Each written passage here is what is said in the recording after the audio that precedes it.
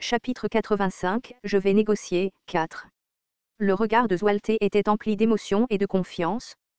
Tu as déjà réussi à ce point. Je n'aurais jamais pu imaginer te voir aussi imposant. Tu as travaillé dur. Vraiment, tu as bien fait. Il tapota l'épaule de Ghislain pour l'encourager.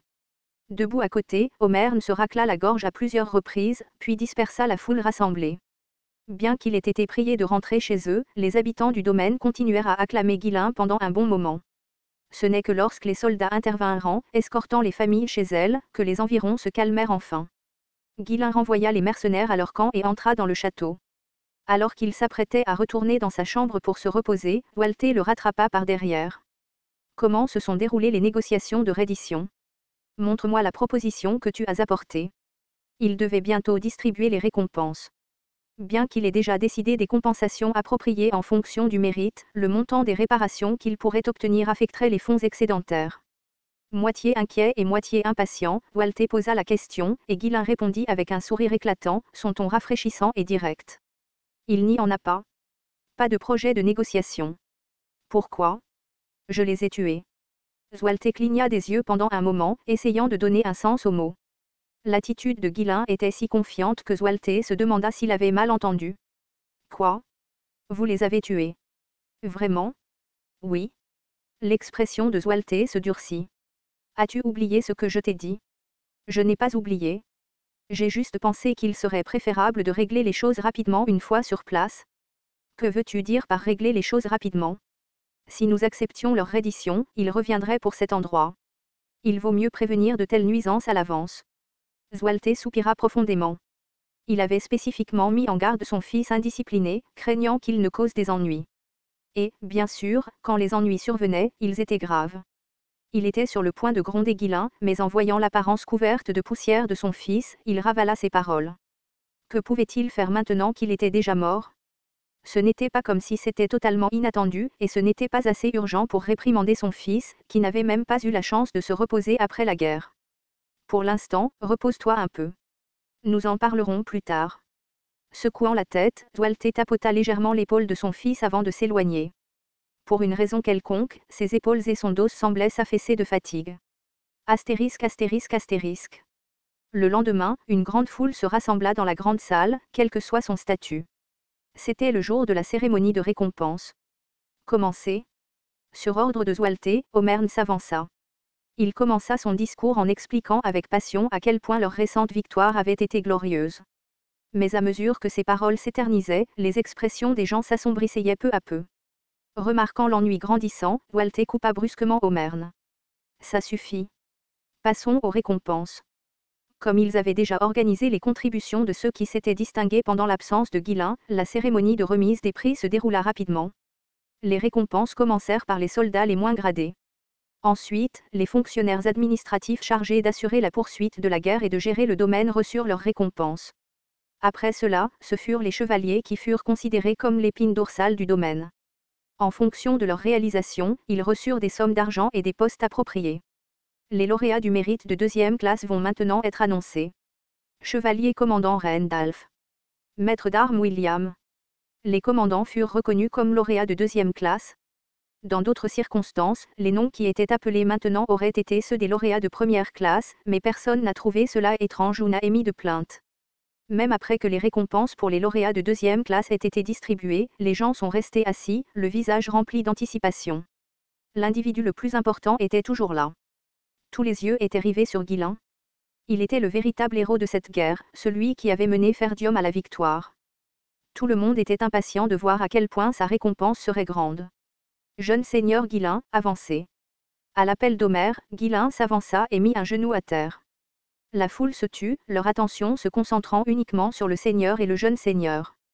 Un silence tomba sur la grande salle en un instant, et Zwelte se leva de son siège, savourant le silence. Par accord unanime de mes vassaux, il n'y a qu'un seul honoré du mérite de première classe, Ghislain Ferdium.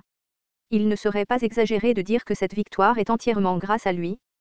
Les chevaliers et les soldats qui avaient été témoins des exploits de Ghislain sur le champ de bataille hochèrent la tête en signe d'approbation. Certains vassaux fronçaient encore les sourcils, incapables d'y croire, mais ils ne pouvaient pas défier le consensus. Par conséquent, Ghislain recevra 2000 pièces d'or. À ces mots, la salle éclata en acclamations. Waouh, c'est incroyable. 2000 pièces d'or. C'est assez pour vivre dans le luxe pour le reste de ta vie? Eh bien, si c'est le jeune seigneur, il le mérite. La foule bourdonnait d'excitation. Même en les combinant, les récompenses données à tout le monde ne totalisaient pas 2000 pièces d'or. C'était une somme que la plupart des gens ne toucheraient pas de leur vivant. Naturellement, la foule rassemblée dans la salle fut étonnée à l'annonce qu'une somme aussi énorme avait été donnée à une seule personne. Cependant, d'un coin de la salle, Belinda, Gillian et Keo échangèrent des regards perplexes. Ghislain regarda Zwalte, qui rayonnait de fierté, et son expression s'adoucit en une expression de pitié. À quel point le domaine doit-il être pauvre pour que seulement 2000 pièces d'or paraissent si impressionnantes? Astérisque astérisque astérisque. Une personne qui a vécu toute sa vie avec parcimonie n'aurait, naturellement, pas la confiance nécessaire pour dépenser son argent librement. Ghislain en était parfaitement conscient et il ne prit donc pas la peine de refuser ou de remettre en question la petite somme devant tout le monde dans la salle. Il s'assurerait d'obtenir sa vraie récompense plus tard. Bien que les félicitations officielles soient terminées, les règlements d'après-guerre étaient toujours incomplets. Une fois la foule dispersée et que seuls les principaux vassaux restèrent dans la salle, Zwalte, arborant une expression compliquée, demanda à Ghislain. Était-il vraiment nécessaire de tuer le comte d'Igald? Ils devaient être épuisés par la guerre et leur force était déjà anéantie. Tu penses vraiment ça? Zwalte ne put répondre à l'interruption soudaine de Ghislain. Le comte d'Igald n'aurait pas pu préparer une force aussi importante tout seul. Ils ont cherché de l'aide ailleurs.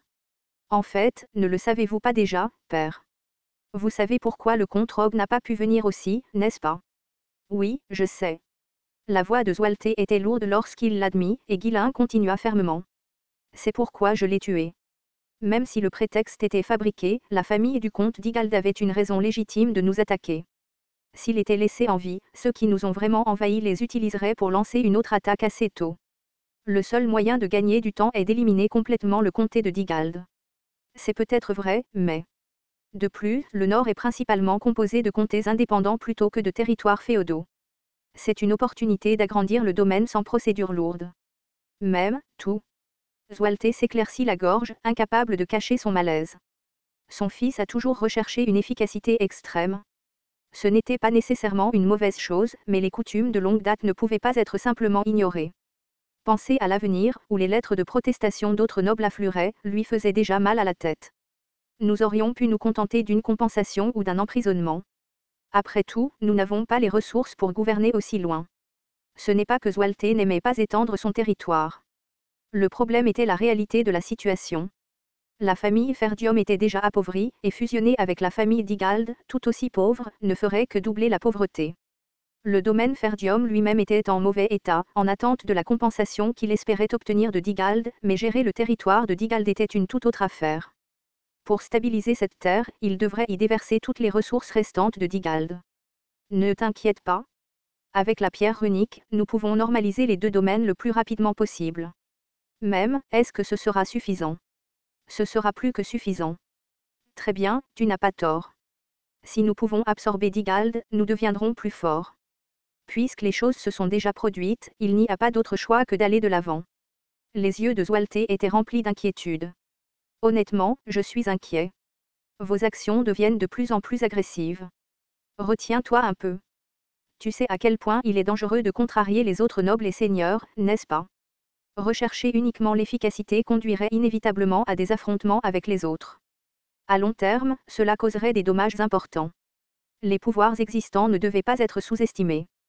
Plutôt que de transformer tout le monde en ennemi, il valait mieux céder de temps en temps. Zwalte l'a souligné.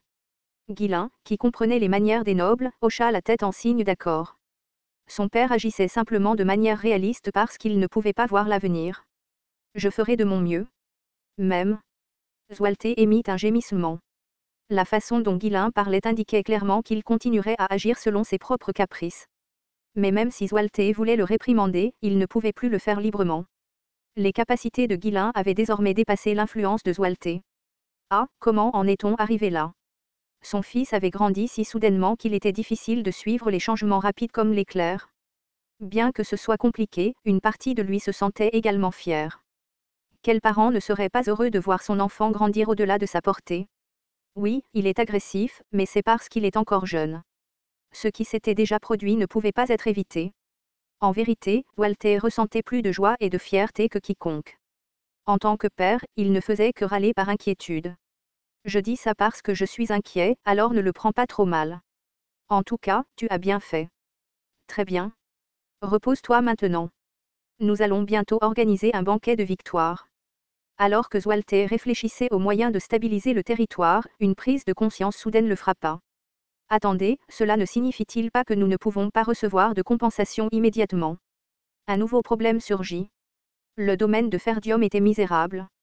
Dès le début, ils avaient prévu d'utiliser la compensation de Digald pour distribuer des récompenses. Mais maintenant que la terre de Digald avait été incorporée à Ferdium, ils ne pouvaient pas en extraire beaucoup d'argent pour faire fonctionner les choses.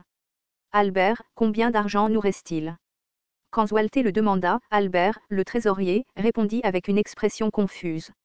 Nous n'avons pas d'argent. Aucun? Oui, pas un seul centime.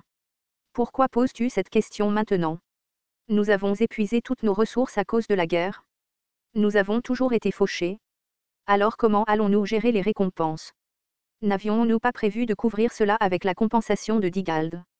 C'est vrai, nous l'avons fait. La joie de la victoire s'est rapidement dissipée. Bien qu'il soit acceptable de retarder le paiement des serviteurs, ce n'était pas le cas des chevaliers et des soldats.